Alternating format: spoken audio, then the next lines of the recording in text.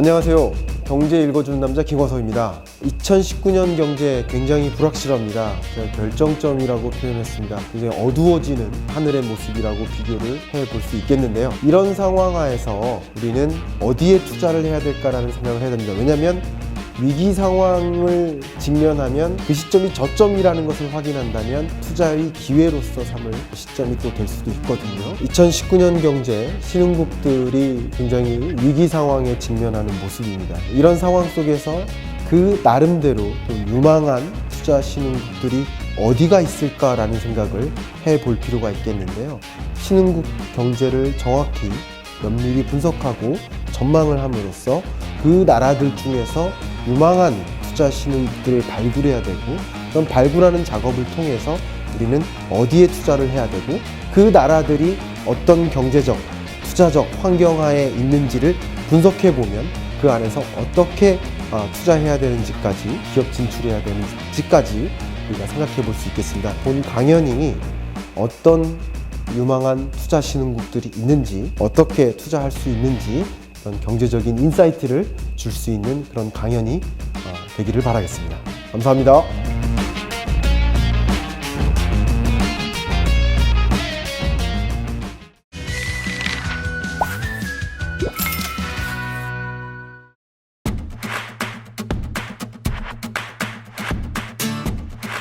안녕하세요. 전국에 계신 경할머니 여러분, 경제 읽어주는 남자 김광석입니다. 벌써 1월도 중순이 지나갑니다. 근데 마침 지난주에 세계은행, 월드뱅크 혹은 WB 이런 표현을 많이 쓰는데, 세계은행에서 2019년 세계 경제 전망 보고서를 발표했습니다. 제가 누차 강조했지만 IMF의 세계 경제 전망, 그리고 세계은행의 세계 경제 전망, 요 정도는 꼭 여러분들 즐겨보셨으면 좋겠다는 말씀을 여러 번 드렸는데요. 이번에도 세계은행의 세계 경제 전망 한번 보여드리도록 하겠습니다. 겉표지는 이렇게 생겼습니다. 제가 이 보고서를 다운받아서 제 블로그에 이 강연과 함께 올려놓도록 하겠습니다. 여러분 궁금하신 분들은 또 다운받아 보셔서 좀 살펴보시면 좋을 것 같습니다. 이게 한 200, 한 몇 페이지, 220페이지인가요? 이 정도 됐었는데, 여기에 있는 내용을 또 다 설명드리기에는 시간적으로 한계가 있기 때문에 몇 가지 중요한 포인트, 그리고 가장 중요한 표가 있는데 그 표를 어떻게 읽는지 아주 간단한 것들을 먼저 말씀드리면서 몇 가지 이슈까지 짚어드리는 그런 시간을 가져보도록 하겠습니다. 먼저 재미있는 것을 하나 말씀드리면, IMF는 1년에 4차례 정도 세계 경제 전망을 보고서를 발표합니다. 이제 보고서를 발표하는데 업데이트 버전까지 있기 때문에 4차례인 거고, 풀페이퍼로만 보면 2차례라고 볼 수도 있겠죠. 어쨌든 4번 그 경제 성장률을 발표를 한다, 그렇게 보시면 좋겠고요. 세계은행 같은 경우는 매년 1월과 6월 2차례에 걸쳐서 발표를 합니다. 이게 바로 올해 첫 보고서라고 볼 수 있고요.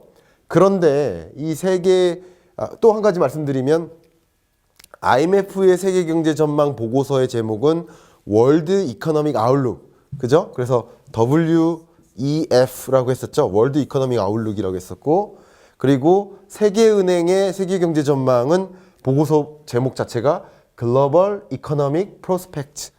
조금 차이가 있죠. 그러나 둘 다 한국어로 번역하면 여전히 세계 경제 전망, 똑같습니다. 그렇게 보시면 좋겠고요. 저는 이 보고서에서 가장 강조하고 싶은 그 단어가 바로 이겁니다. Darkening skies. 이게 뭐냐면 어두워지고 있는 하늘. 그러니까 2019년을 바라본 세계은행의 한마디의 평가가 Darkening skies입니다. 마침 제가 2019년 경제전망 책에서, 그리고 제가 오마이스쿨 강연에서 2019년 경제는 어떻다라고 할 때 그 한마디를 제가 결정점이라고 했죠. 하강 국면이 뚜렷해지는 시점. 그런 것처럼 이 세계은행도 같은 견지에서 다크닝 스카이스, 점점 어두워지고 있는 하늘. 그러면 정말 어떻게 어두워지고 있는지 그 세부적인 내용까지 좀 전해드리도록 하겠습니다. 자, 이 보고서를 여러분 제 블로그 통해서 받아보시는 분들도 있겠지만, 받아보시면 제일 핵심적인 그 한 장, 이 보고서 200여 페이지의 보고서를 한 페이지로 만약에 축약한다. 그러면 여기 4페이지에 있는 요 한 장이 가장 중요한 거다. 사실 정시간이 없으면 요 4페이지만 좀 들여다보셨으면 좋겠다라는 건데, 이걸 보시면 전혀 안 보이시죠? 깨알 같아서 제가 그대로 캡처를 했는데요. 이 부분에서 가장 중요한 부분을 좀 다시 오려봤습니다. 이 정도면 좀 보이실지 모르겠습니다. 여기서 보시면 IMF하고 좀 유사해요. 유사한 부분이 있어요. 세계 경제를 전망하는 거고요. 그것을 선진국과 개발도상국 아니면 신흥국 및 개발도상국, 신흥개도국 뭐 다 같은 표현인 것 같은데 역시 신흥개도국으로 구분을 했어요. 근데 IMF 같은 경우는 신흥개도국 중에서 주로 어떤 나라들을 보냐면 브릭스를 주로 봅니다. 그러니까 브릭스와 아세안 5를 중심으로 봐요. 그런데 세계은행 같은 경우는 그냥 결과적으로 이렇게 권역별로 신흥국들을 쪼갠다. 6개 정도의 신흥국으로 쪼갠다. 이 정도만 보시면 좋겠습니다. 지금 여기서는 전혀 안 보이실 것 같아요. 일단 제가 이 정도로만 잘라서 좀 더 크게 확대해서 설명을 드려보도록 하겠습니다. 자, 먼저 세계 경제가 어떻게 흘러갈지를 보는 경제 성장률을 보는 건데, 경제 성장률이란 무엇이냐? 제가 누차례 말씀드렸고 너무 중요한 그 키워드이기 때문에 간단히만 말씀드리면, 빵집이 있어요. 작년에 빵집이 매출액이 100만 원이에요. 그런데 올해 매출액이 105만 원이에요. 그럼 이 100만 원, 105만 원은 각각 GDP입니다. 그게 GDP예요. 빵집 GDP인 거예요. 근데 빵집의 경제 성장률은 뭐예요? 매출액이 몇 퍼센트 늘었어요? 5% 늘었죠. 그러니까 빵집 경제 성장률은 5%다 이거예요. 그런 것처럼 한국 경제 성장률, 세계 경제 성장률의 개념이 전체 총생산액이 얼마나 늘었는지를 보여주는 거다. 이렇게 보시면 좋겠죠. 자, 그러면 세계 경제는요, 보시는 것처럼 2016년에 2.4에서 2017년 3.1 반짝 성장한 한 해였다. 말씀드렸었죠. 반짝 성장한 한 해였다. 그리고는 2018년이 3.0으로 하락했는데 성장 속도가 둔화됐는데 2019, 20, 21년 점점점 더 어떻게 됩니까? 성장 속도가 더 둔화되는 모습. 그러니까 2017년에 반짝 성장했는데 점점점 둔화되는 모습. 이렇게 2019년, 20년, 21년의 모습을 내다보고 있는 겁니다. 이건 이렇게 그렇게 읽어보시면 좋겠고요. 세계 경제는 크게 선진국과 신흥개도국으로 구분할 수 있는데, 제가 한 만화가하고 대화를 나누는데 세계를 이제 세계 경제 성장률을 전망할 때 제가 그런 얘기를 한 적이 있어요. 세계 경제를 두 개로 쪼갠다 그랬더니 그러면 동양과 서양으로 쪼개냐고 물어보더라고요. 역시 분야마다 자기 전문성이 있는 그런 분야마다 달리 이렇게 보는데, 제가 선진국과 신흥개도국으로 쪼갠다고 하니까 역시 분야마다 달리 뷰가 있는 것 같다 이런 얘기를 하더라고요. 참 재밌는, 저 입장에서 참 재밌는 표현이었는데, 어쨌든 세계를 어떻게 쪼갠다? 선진국과 신흥개도국으로 쪼개고요. 선진국은 미국, 유로존, 일본 이렇게 세 가지 주요한 선진국들이 이렇게 있다. 물론 여기 있는 게 다는 아닙니다. 유로존이면서 선진국, 유로존이 아니면서 선진국도 있고요. 여러 선진국들이 있는데 그중에 대표적인 그 덩어리가 큰 친구들이 요 세 가지 덩어리다. 이렇게 보신 거고요. 그 다음 신흥개도국의 경우에는 이제 앞으로는 그냥 신흥국이라고만 하겠습니다. 신흥개도국의 경우에는 또 여러 나라로 쪼개요. 신흥개도국이 여러 나라로 쪼는데 아까 말씀드린 것처럼 권역별로 쪼갠다. 그렇게 먼저 정리를 하고 가겠습니다.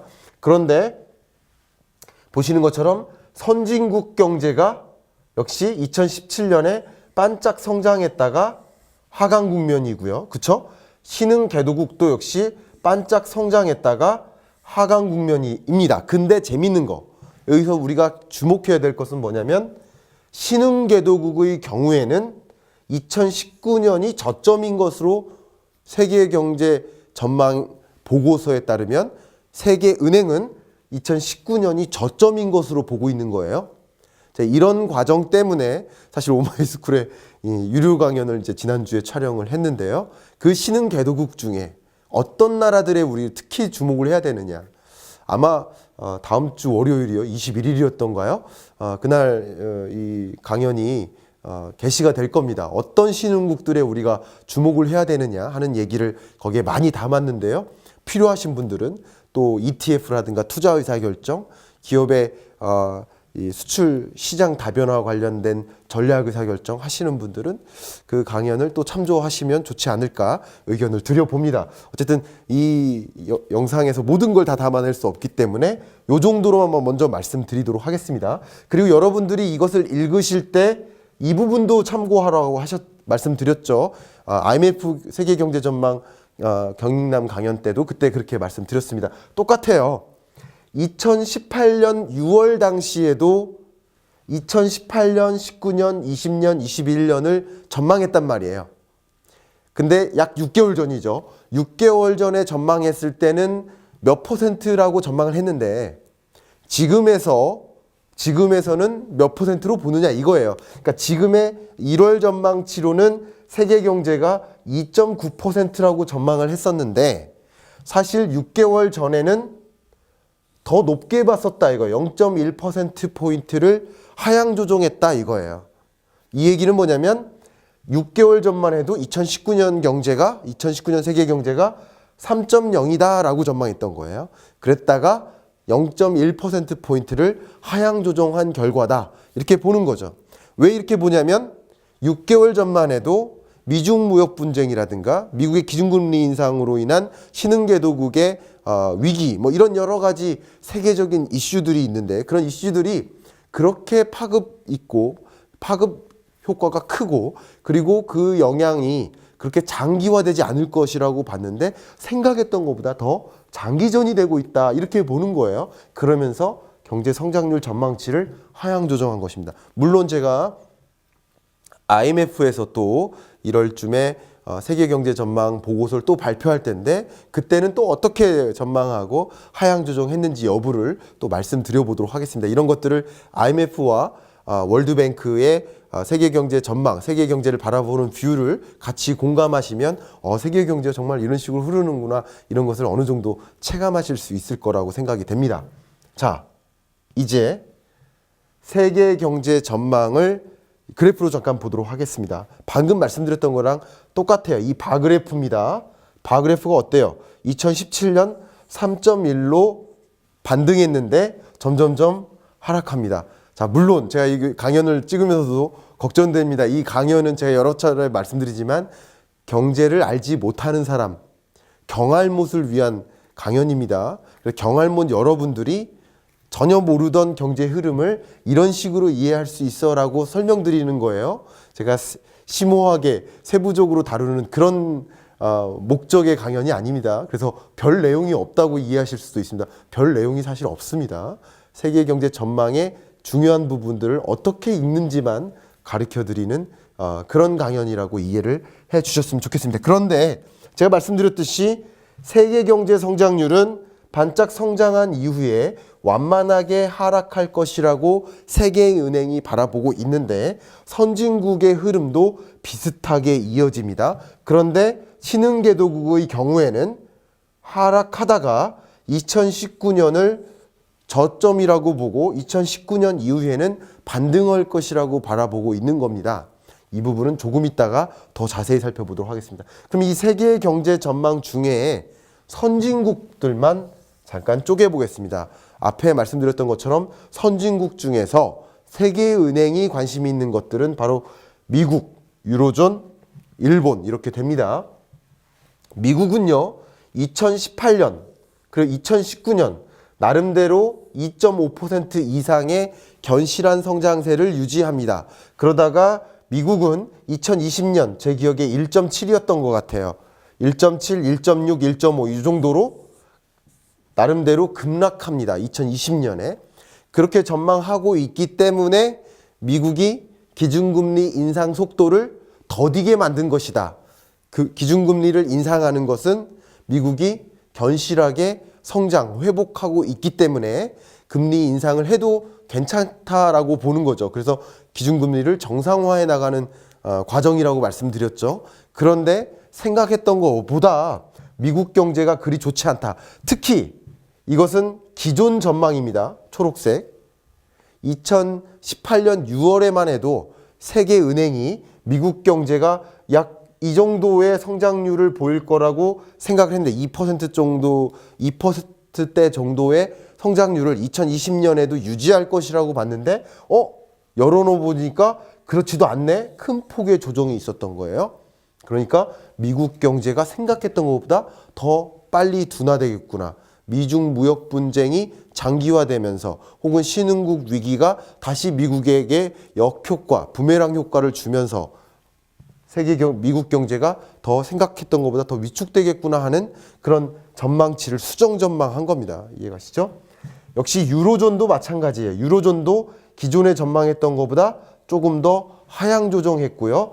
상당히 가파르게 경제 성장률이 둔화되는 모습, 거의 1%대 수준으로 이렇게 다가가는 모습, 그런 모습들을 확인할 수 있고요. 일본 같은 경우는 2019년에 반짝 성장은 하지만 역시 2020년, 21년 다시 되돌아가는 모습으로 전개될 것이다 라고 보는 것입니다. 세계은행이 이렇게 선진국 경제를 바라보고 있습니다. 그래서 선진국 경제가 크게 하락하는 모습을 진행할 것이다. 2019, 20년 동안에 그렇게 진행할 것이다 라고 보는 거예요. 자, 이제 권역별 신흥국들의 경제 성장률을 좀 살펴보도록 하겠습니다. 신흥국들은 2019년을 정점으로 해서 완만하게 상승할 것이라고 보고 있는데, 여기서는 1인당 국내 총생산 증가율을 가지고 세계은행이 보여줬습니다. 보시는 것처럼 이 SAR은 남아시아예요. 남아시아에는 인도가 포함되죠. 경제 성장률이 가장 높아요. 거의 평균적으로 6%대로 가고 있습니다. 굉장히 고도의 성장 속도를 보이고 있죠. 그리고 EAP는 이스트 에이시아예요. 그리고 태평양 지역, 동아시아 태평양 지역. 여기에는 중국이 포함됩니다. 중국을 빼면 더 달라지겠지만 어쨌든 이 아시아 지역들이 다른 그 밖에 라틴 아메리카라든가 뭐 중동이라든가 아프리카라든가 이런 다른 지역보다 성장률의 레벨 자체가 굉장히 높구나라는 것을 확인해 볼 수 있겠죠.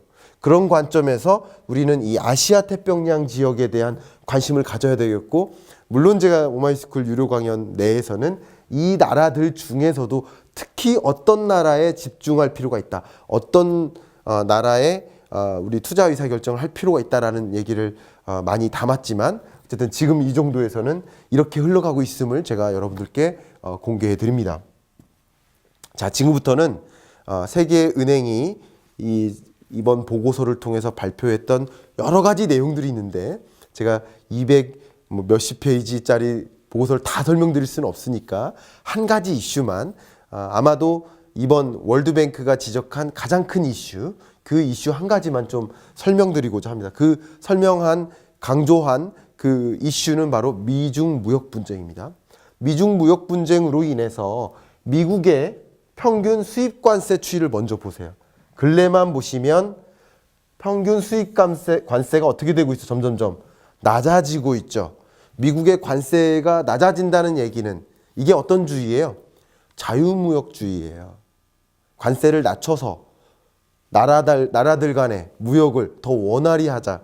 관세가 높을수록 무역이 원활히 될 수 없겠죠. 어쨌든 높았다 낮았다 하는데 전반적으로 낮아지는 추세죠. 특히 1990년대 이후로는 거의 꾸준히 관세가 낮아지고 있었습니다. 그죠? 자유무역주의를 표방한 것이죠. 그런데 보시면 2012년, 13년, 14, 15년 대략 2013년, 14년 그 이후로 뭐가 시작돼요?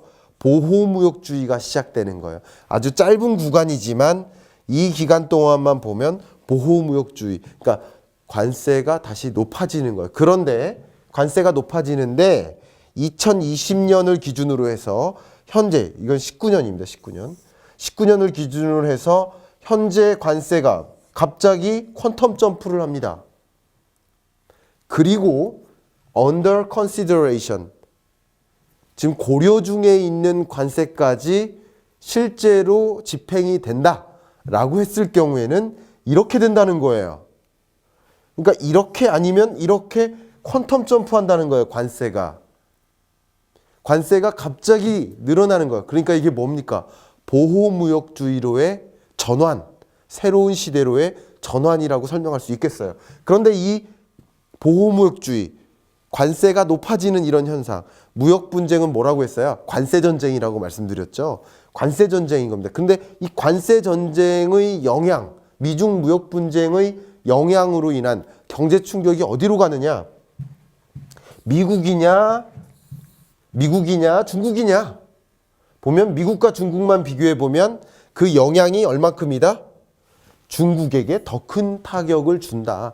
미국보다는 중국에게 더 큰 타격을 준다. 그러니까 중국은 이제 투자 매력도가 점점 줄어드는 나라다라는 거죠. 세계은행이 바라본 견지에서. 특히 미중 무역 분쟁으로 인해서 관세가 높아지면 단순히 수입과 서로 간에 이제 수출과 수입이 줄어드는 거죠. 수입과 수출이 줄어드는 과정에서 이 GDP에 주는, 그러니까 수출을 통한 GDP 증가 효과도 줄어들겠지만 더 중요하게 얘기한 것은 이 뭐예요?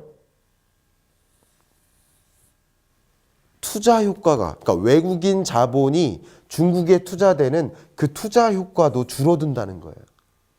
그러니까 여러 가지 관세로 인한 직접적인 영향도 있지만 주로 투자적인 부분에서도 영향이 있다. 그래서 이런 것들이 같이 중국 경제 성장률에 영향을 준다라는 거예요. 그래서 이런 식으로 미중 무역 분쟁이 상대적으로 미국보다는 중국에게 더 큰 영향을 준다라는 이슈가 있었고요. 또 미국보다는 전 세계에 영향을 준다라는 거예요. 사실 이 미국을 제외한 나머지 세계라고 보면 rest of the world라는 컨셉에서 본다면 이게 더 크다라고 이해할 수 있겠죠. 그렇죠? 그런 관점에서 이게 뭐냐면 미중 무역 분쟁으로 해서 누가 더 큰 타격을 입는다? 중국이나 신흥국들이 더 큰 타격을 입는다라는 것을 지적한 겁니다. 좀 더 보시면 특히 선진국과 신흥개도국으로만 구분을 하자면 그 관세의 영향이 이 정도 증가하는 모습으로 보이는데 선진국의 경우에는, 그런데 신흥개도국의 경우에는 이 정도 증가한다. 이렇게 보고 있죠. 그러니까 결국 한 단위의 관세 증가 혹은 미중 무역 분쟁의 영향이 더 신흥국 중심으로 고스란히 영향이 미친다라고 이렇게 월드뱅크는 분석하고 전망치를 발표한 겁니다. 어떻습니까? 세계은행의 세계경제전망 내용을 보면 마치 지금 내용만 아주 축약된 내용만 봐도 정말 다크닝 스카이스, 굉장히 하늘이 어두워지는 그런 모습인데요. 정말 세계 경제가 어떤 방향으로 흐르고, 그리고 우리는 그 안에서 나름대로의 어떤 위험 요인들을 좀 벗어나고 또 어떤 기회 요인들을 적극적으로 찾아 나갈지를 또 경제 읽어주는 남자와 함께 또 오마이스쿨 여러 강연들과 함께 여러분 잘 이런 다크닝 스카이스를 잘 이겨내실 수 있기를 바라겠습니다. 이번 주 경제 읽어주는 남자 김광석이었습니다.